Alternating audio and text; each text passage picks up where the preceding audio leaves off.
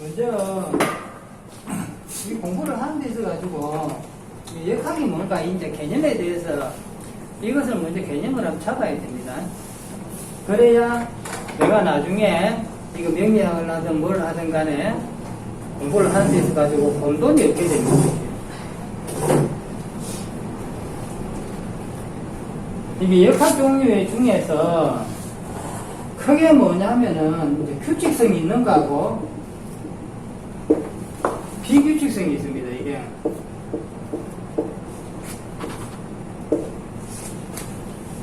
규칙성이 있는 것은 어떤 하나의 이론을 가지고 그 문제에 대해서 질문을 했을 적에 어제 하나, 오늘 하나, 내일 하나, 1년 전에 하나, 10년 후에 하나 똑같은 답이 나옵니다. 근데 비규칙성은 할 때마다 달라요. 그래서 먼저 규칙성이 있는 거는 첫째가 이제 우리가 명리학입니다. 사주팔자에서 보는 이제 명리학이 이제 규칙성을 가지고 있고, 두 번째가 사미두수가 있어요. 사미두수는 이제 별자리를 이용해서 보는 겁니다. 세 번째가 기문통갑이 있어요. 그 다음에 네 번째가 당사주가 있습니다. 보는 법은 나름으로 다 틀린데 어쨌든 간에 이것들은 규칙성을 가지고 있다는 거죠. 그럼 비규칙성이 뭐냐 이러면은 언기로서 보는 겁니다. 이 사람이 이날 이 순간에서 물었기 때문에 답이 이렇게 나간다. 그러니까 똑같은 질문을 두 번, 세 번 하게 되면은 묻는 시간이 다르고 날이 다르면 답이 다르게 나오게 됩니다. 그리고 첫째로 이제 명리학을 가지고 하는데도 이제 육표가 있습니다. 그 다음에 육임이 있고, 그 다음에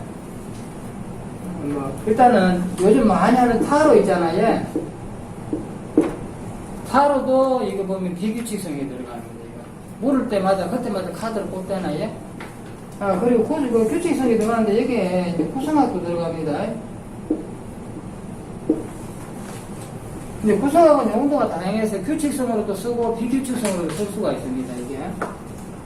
그 다음에 여기 이제 이 백초 비장술이라고 비장술도 있고 비규칙성이다. 그 다음에 그것도 있겠구나. 역시 이것도 이제 당사주인데 당사주의 신수법이 있습니다. 당사주의 신수법. 요거는 이제 귀국신장이라고 당사주의 신수법이 있습니다. 이게 크게 보면은 요렇게 보면 됩니다. 이게. 그래서 이제 이 공부를 할 적에 이 비규칙성인 거는 할 때마다 답이 다르게 나오므로 이것을 먼저 공부를 해버리면은 규칙성이 있는 공부를 하기가 힘들어집니다. 공부를 시작할 적에 어떤 이론적인 근거를 바탕으로 해서 하나하나 이제 밑에서부터 제대로 해가 올라가면은 규칙성을 잘 할 수 있으면은 비규칙성은 이건 이렇게 하는구나 하고 아는 순간에 내가 설 수가 있는 거죠. 이 모든 것을 이제 근본은 뭐냐면 음양오행입니다. 음양오행의 식감과 십이지가 이제 근본이 됩니다. 지금 오늘 이제 들어가는 이제 강의는 가장 근본적인 게 이제 명리학이 됩니다. 이 사주명리학. 사주명리학이 되는데, 명리학을 기초를 탄탄히 하고 나면은 나머지는 내가 배우려고 마음을 먹으면 쉽게 배울 수가 있어요. 그러니까 규칙성이 비규칙성이 있는 거는 배우는 건 빨라요. 빠르는데 내가 그걸 가지고 장기적으로 제대로 쓰려면 힘이 든다는 거죠. 그 다음에 명리학을 했는데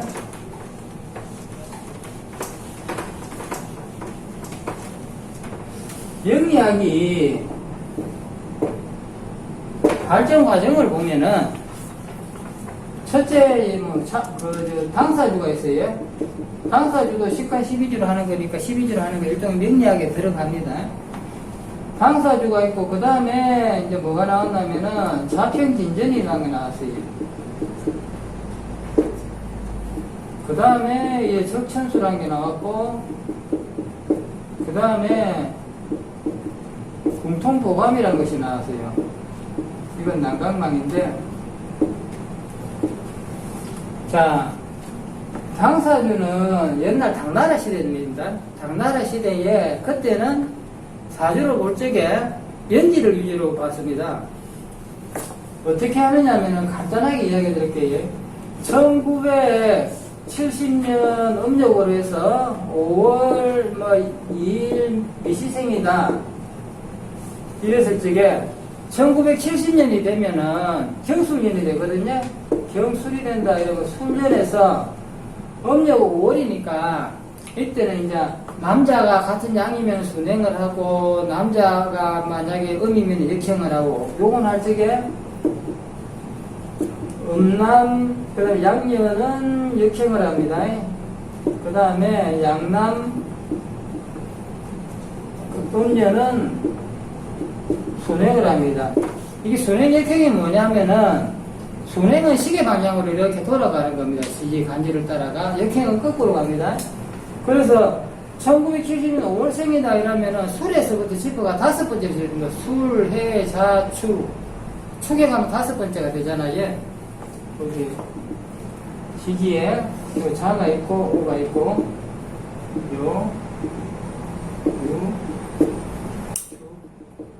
이거 우리가 12계절, 12시간을 생각하면 됩니다.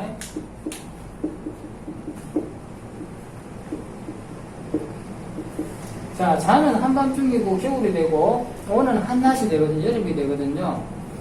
묘는 봄이 됩니다. 요는 가을이 되고 이게 이제 계절 따지면 방향도 됩니다. 자는 북쪽이 되고 추운 자리니까 오는 남쪽이 됩니다. 해가 뜨는 남쪽 따뜻한데 남쪽이고 여름이고 덥고가 이제 개념이 같이 되고 자는 북쪽이고 춥고 어둡고 이렇게 됩니다. 그게 이제 음과 양의 사이죠. 묘는 뭐냐? 동쪽에 해 뜨는 자리를 묘라고 합니다.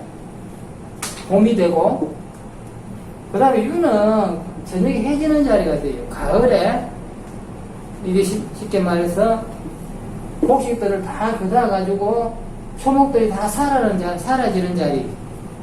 시간으로는 저녁 시간 되니까 하루에 일을 마치고 요 자리를 용의 자리라고 해서 이제 저녁을 먹고 쉬는 자리가 됩니다.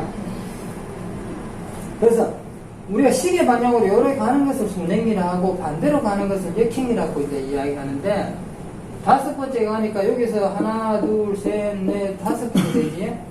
그러면 1이 됩니다. 그 다음에 2일이니까 1에서 또 2번을 갑니다. 묘가 가고 이시는 묘에서 자, 축, 임, 묘, 진, 사, 오, 미금 다시 술에 갑니다. 그럼 당사주는 요렇게 만들어 놓고 요거 술은 이제 천여성이다 이라고 이는 천권성이다 그 다음에 묘는 천파다 그 다음에 술은 천예다 이제 이래가지고 그걸 가지고 기림 화복을 이제 논합니다. 거기다 자기 태어난 5월이니까 본을지에 위에 본시지 해가지고 이제 요렇게 해가지고 하는데 당사주를 주로 쓰는 것들이 이건 어디서 나왔냐면은 엄밀하게 얘기하면 당사주는 신의 학문입니다. 무속인들 있잖아요. 무속인들이 무슨 띠가 몇월 며칠 날 났으니까 어떻다는 게 알고 보면 이 당사주란 말이죠. 이제 그것들을 학문적으로 세계적으로 저기 나름으로 정립해 놓은 게 지금 글자 당사주라. 그러니까 그 당사주가 두 가지가 있는데 글자 당사주가 있고 이게 그림 당사주가 있어요. 근데 풀이하는 거는 똑같습니다. 그러니까 뭐냐면은 신의 그 무속인들이 쓰는 그것을 이게 학문적으로 이렇게 만들어 놓은 것이 옛날에 쓰던 당사주란 말이죠. 근데 요것만 가지고 내자 가지고 하다 보니까 이거 초년, 중년, 장년, 말년 이렇게 보다 보니까 볼 수 있는 게 한계가 돼 있잖아요. 연이 갑자기 어떻게 왔다 이랬을 적에 뭐 신년이 왔다 이러면 인신충을 하니까 뭐 집안에 무슨 일이 있겠네. 그냥 그렇게 보는 거죠. 근데 이렇게 보다가 보니까 이거 이제 학문을 하는 분들이 서자평이라는 분이 이 간절을 다 붙여가지고 예를 들어가지고 뭐 경준에 무인을에 뭐 예를 들어가지고 을묘에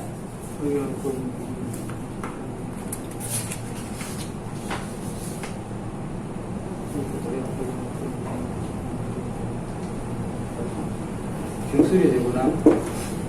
요렇게 아주 열을 해놓고, 오늘이, 원래 이달에 오늘의 이 시간이니까, 오늘을, 우리가 눈으로 보는 건 오늘을 보잖아요.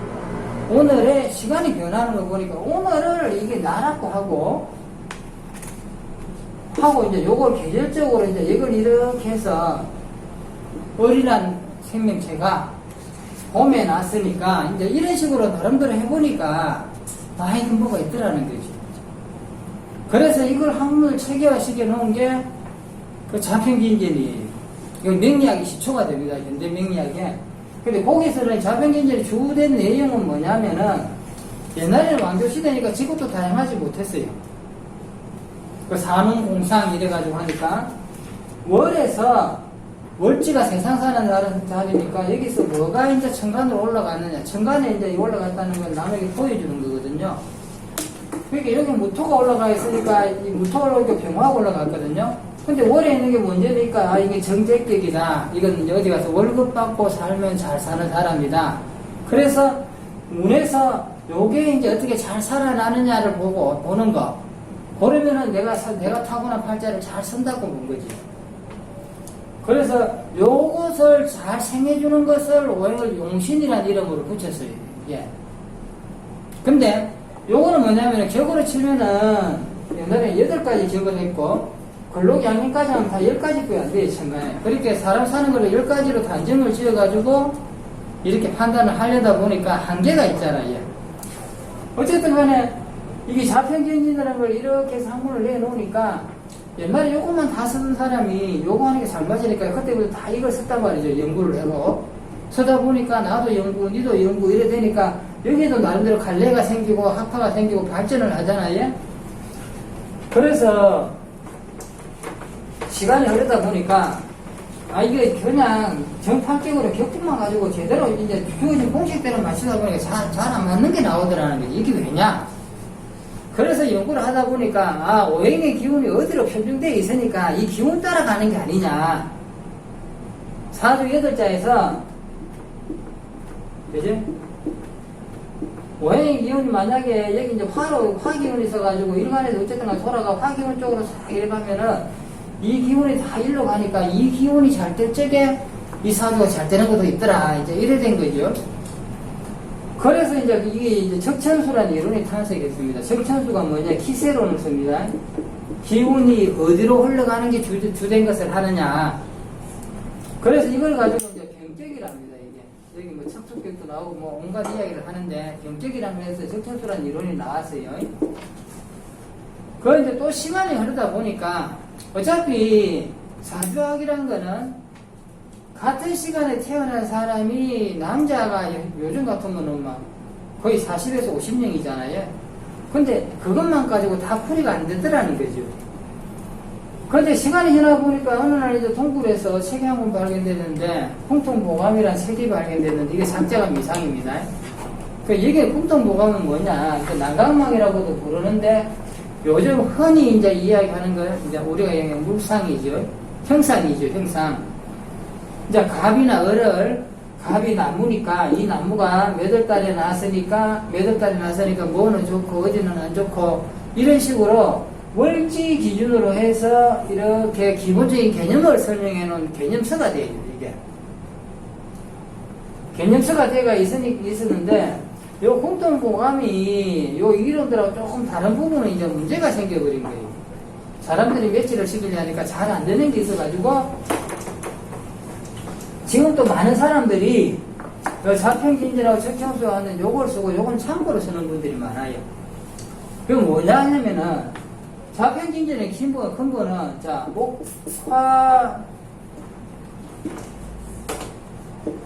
목이 있으면 목생화하고 화생토하고 토생금하고 금생수를 해야 한다는 어떤 이 기본 조건으로 이제 이게 깔고 가잖아요, 그지? 그러면은 자평균전에서는 목이 있으면 목생화가 식상이 일하는 게 있어야 결과가 있다고 이래 나오는데, 그리고 나무는 무조건 수가 생겨줘야 된다, 물이 있어야 된다고 이제 목은 수기가 있어야 된다.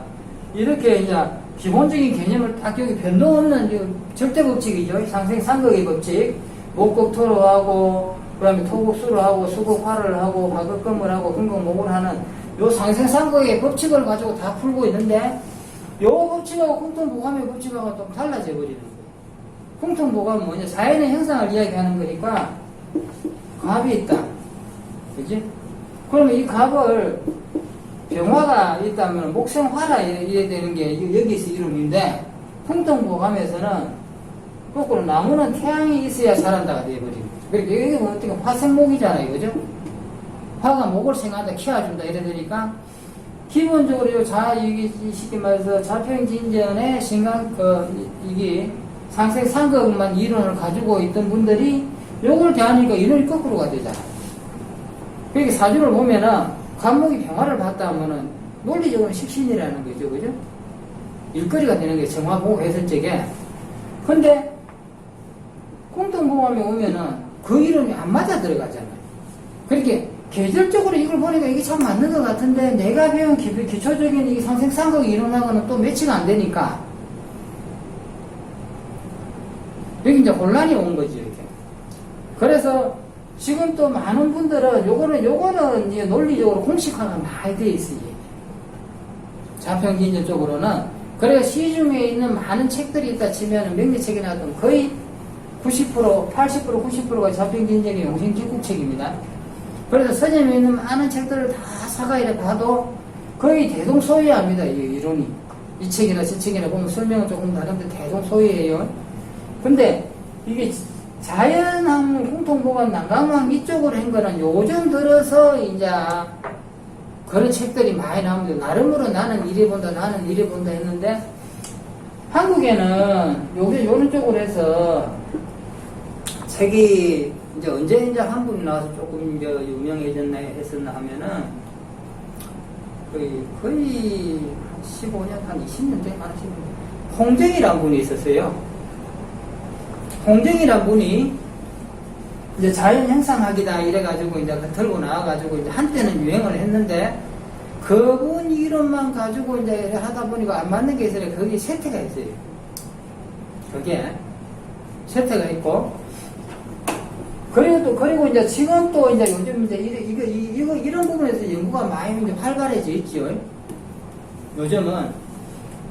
그래서 내가 지금 여러분들한테 가르쳐 주는 부분은 간단하게 이걸 합친 겁니다. 이게 공통보감의 어떤 기본적인 논리 있잖아요. 예를 들어 충불용검이다.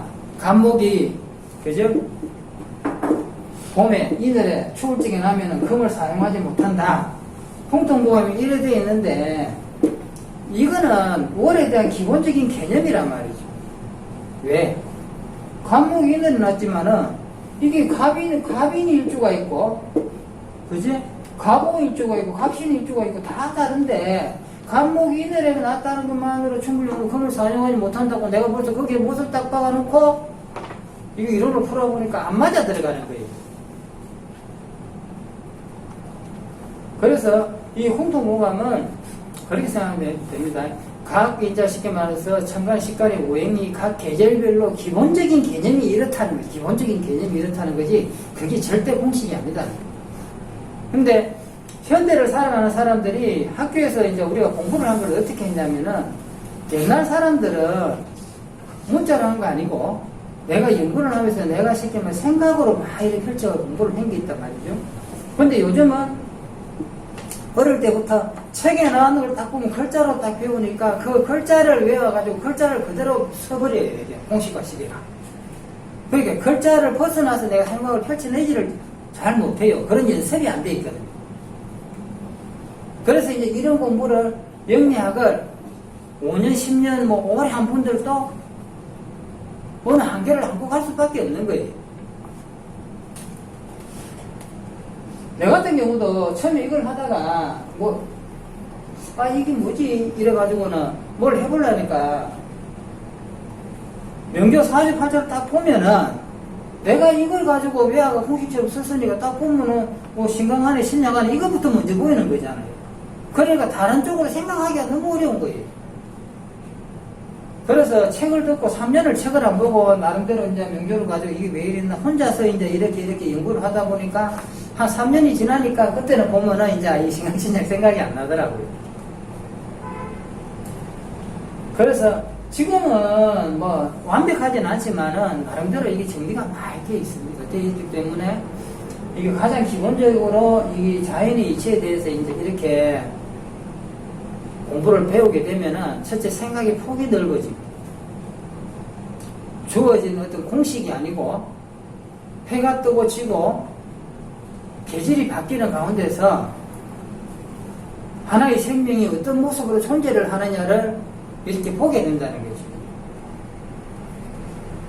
이 공부를 할 적에 글자로서 배워버리면 그게 어려워요. 근데 처음부터 이렇게 해서 배워나가면은 사람들이 살아가면서 내가 많은 무수한 세월을 겪었잖아요. 계절이 바뀌니까 계절별로 대해서 세상에 계절이 되면 이 나무가 어떻게 되게 된다 이런 기본 개념들을 조금만 익숙하게 하면은 쉽게 받아들이게 됩니다. 이게.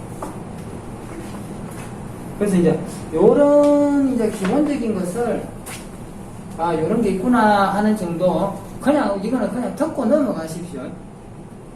그게 내가 드리고 싶은 말씀은 이게 자평적인 인의 적천지 적천수나 공통고감을 쉽게 말해서 사람들은 명리학의 3대 기본서라 합니다. 그리고 처음에 이제 학교나 어디나 이런 데서 배우는 분들은 생각을 해요. 내가 저거 한 번만 제대로 딱 하면은 내가 사주 잘 볼 수 있겠네. 내가 저것만 하면은 내가 사주 잘 볼 수 있겠네. 이런 생각을 가지고 한다는 거죠. 근데 자평진전이 쉽게 당나라 시대 거니까 벌써 몇 년 전이니. 거기 나온 이론을 내가 아무리 외워가 단단한다 해도 그 이론으로서 가지고 공식처럼 해서는 안 되는 거예요.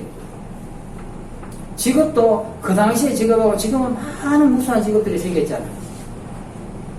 그러면 이제 각 오행마다 해당되는 직업이나 형태나 이런 것들을 다 이렇게 우리가 배치를 하는 거는 자연의 상에 따라서 이제 우리가 형상화시키는 거거든요. 갑이다 이러면은 나무니까 이 서잖아요, 그지? 봄에 자라니까 교육도 되고, 문화도 되고, 예술도 되고, 땅에서 나무가 자라니까 건축도 되고, 그지? 큰 나무가 높은 데 섰으니까 정치 행정도 돼. 높은 데 서서 세상을 내가 내려다보면서 내 영역을 지키는 거래. 정치도 되고, 행정도 돼요. 그런 식으로 각 오행마다 우리가 비추어서 현실에 있는 물건이나 어떤 직업이나 유형, 무형에 비추어서 오행을 형상화시키는 것을 우리가 형상이라 이럽니다. 형상. 그리고 이제 형상을 한 단계 넘어가면은 그때는 이제 물상이라는 게 나옵니다. 물체의 상을 그걸 합니다. 그래서 예를 들어서 우리가 형상을 할 적에 을목이다 이러면은 기본적으로 을목은 나무는 나무인데 작은 나무, 꽃나무, 풀 그렇게 이제 넝쿨 식물을 이제 넝쿨 식물이다 이제 이거 기본으로 봅니다. 근데 이거는 형상으로 볼 때고 물상으로 본다 하면 을이잖아요, 그지? 을이니까 이건 뭐예요? 날아가는 새로도 보는 거야 이게. 날아가는 새로도 보고 요렇게 생겼으니까 요런 모습의 행각을 다 을에 해당할 수 있다고 보는 거죠. 그렇게 이제 물체의 상을 이렇게 비교하는 거는 물상인데 요거는 상당히 고급적인 스케일이 들어가야 되고 나름대로 깨우침이 있어야만이 쓸 수 있습니다. 그래서 요 부분의 거는 일단 생각을 쳐봐야 됩니다. 요걸 먼저 해버리면은 혼돈이 옵니다. 그러니까 그냥 이 자연 형상을 가지고 나는 형상대로만 눈에 보이는 거, 내 눈에 보는 거, 내가 아는 것만 가지고 앞으로 하겠다. 이제 이렇게 가야 돼. 내가 지금 왜 물상과 형상의 차이를 하느냐 하면은 지금 이제 책을 이제 여러분들이 여기뿐만 아니고 책을 보든지 유튜브를 보든지 밴드를 가서 해보면은 물상이다 뭐 형상이다 나름으로 이야기를 많이 하는데 무슨 공부든 간에 처음에 개념을 딱 잡아야 돼. 그렇게 이제 물상이다 이러면은 을목이니까 뭐 굽었으니까 이래 가면 을이 뭐 얼축이 있다